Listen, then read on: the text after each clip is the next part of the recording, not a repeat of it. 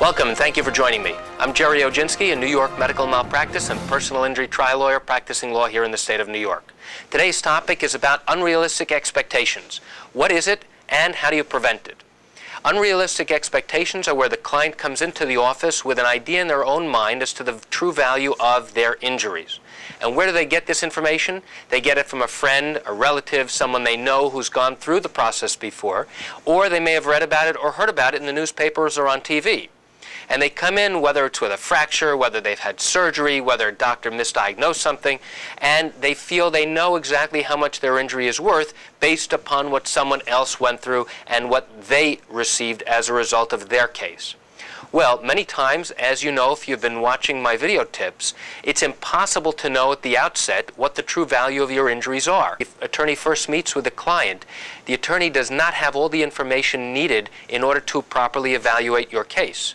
The attorney will not have the medical records. They will not know the true extent of your disability. They won't know whether you will need additional medical care and treatment. You might need surgery. You might need rehabilitation. You might need physical therapy. You might have ongoing disability. At the beginning, when you first meet with your attorney, they are not going to know that information until you progress through the litigation stage.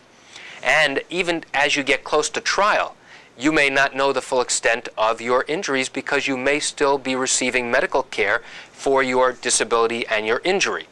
But at some point during the course of the litigation, most likely toward the end as you're getting close to trial, your attorney will have a better understanding and a better idea of the true value of your injuries. If you've been watching some of my video tips, you know that I've talked about many times about why is your injury different than someone else's injury. And importantly, why is the value of your case significantly different than your neighbor's case who may have a similar injury? Oftentimes, a client has unrealistic expectations when they first come into an attorney's office.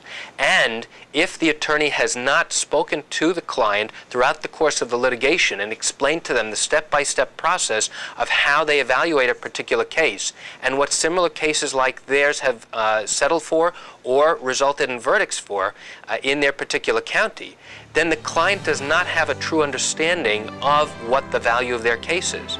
So now as their case comes closer to trial, they have unrealistic expectations and ideas of the value of their case.